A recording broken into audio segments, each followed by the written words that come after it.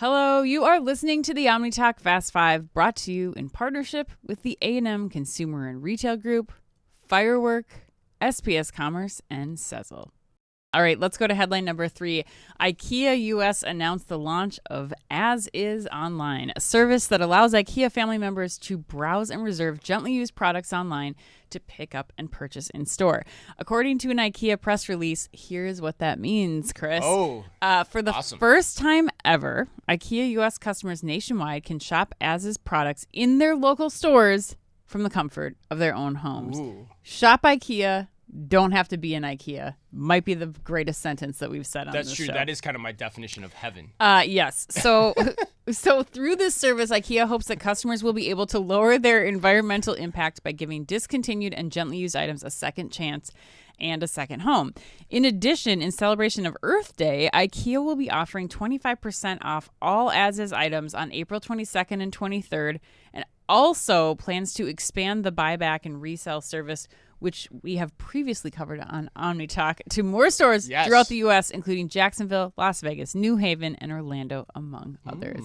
Chris. Yes. What do you think of this news all the way from Conshohocken? Conshohocken, yeah, right? It started there? That's right. It did. Good recall. First off, I just want to make a comment. I got an email from somebody yesterday that said their office is closed in observance of Earth Day. That was the first time I'd ever seen that. Were they at Patagonia? No, it was like REI? It was a robotics warehousing startup. Who shall remain nameless, but I thought that was interesting. So anyway, just throwing it out there. Back to the headline. I like this. Yeah. I like this on a lot of levels. I think this is like a podcast where I'm going to like almost every story this week. I don't know what's wrong with me. But probably because you were very heavily influenced in the selection of this. Chris took on a lot while I was gone. Yeah. And so there was right. It's all the stories I like. Not a lot of debate happening about which stories made this. So Chris is going to love a lot of them. Right. Although usually I pick Spoiler stuff alert. I hate or that I want to poo-poo too. But yeah, I mean, I like it on a lot of levels. So you got sustainability for sure. You got to like that, which isn't talked about enough still. We made that point, put an article in Forbes about that, challenging Amazon on the sustainability front this week, if you guys want to check that out as well. Yeah, that was good. But I also like it for expanding IKEA's reach. What is the one thing that people sell a ton of, Ann? It's old IKEA furniture. So why wouldn't IKEA want to take a cut of that activity? And it appears to be working. I mean, you brought up the point about Conshohocken, but IKEA has moved on all these pilots really, really quickly. Yeah. Like, for example, I looked it up. The buyback and resale program, which started in Conshohocken, that started in September of 2021. Right. Okay, and then it went national in April of 2022, so just a year ago. So all this is happening within the span of a year and a half, that they're now going nationwide with the buyback and then the resale of those items as well. So that tells me when retailers move this quickly, the common theme, listeners, when retailers move this quickly, it tells you things are working. And that's a good litmus test for if something's working or if something's just being talked about in the media.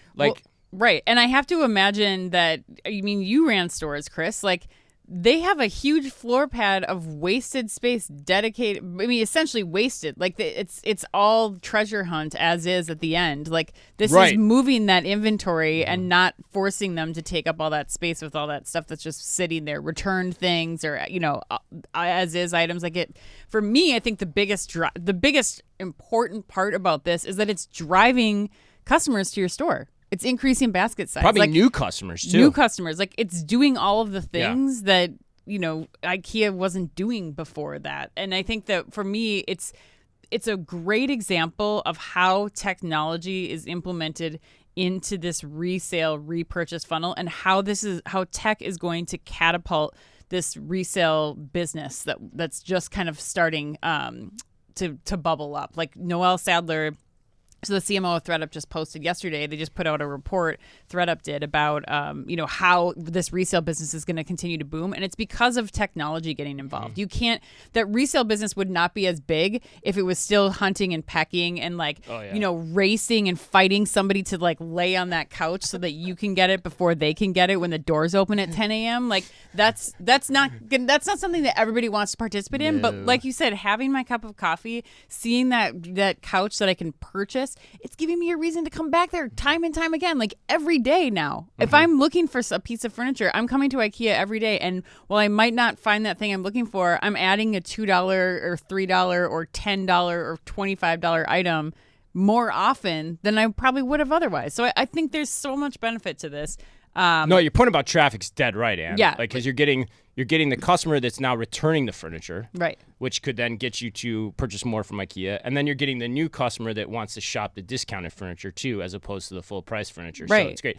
Operationally, though, this thing's got to be a nightmare to figure out. Like, there's so many dynamics to this in terms of taking in the returns, figuring out what works, what doesn't, is good for resale, what isn't, getting it resold, getting it on the floor, getting it on the website. Like, holy crap, I can't believe they figured this all out in a year and a half. It is fairly complicated when you get down to it. Yeah, it is. I think that there's practices in place that have been working for a long time with thrifting that have figured out, there's a process in place. It's not foreign. Plus, I think this goes back to, again, what I was saying about the technology component. Like, IKEA already has all of that information. They put in a product number. Right. They've got That's product true. images. They've already got a better shopping experience. Yes, they probably need to take a couple of photos there, but I mean, they could easily put that on the customer too. Like, snap photos while you're in line. I could see that like happening so that you have this emotion. It's a great point, though. They already have all the product data already available to them. That's all awesome. the specs, everything. Yeah.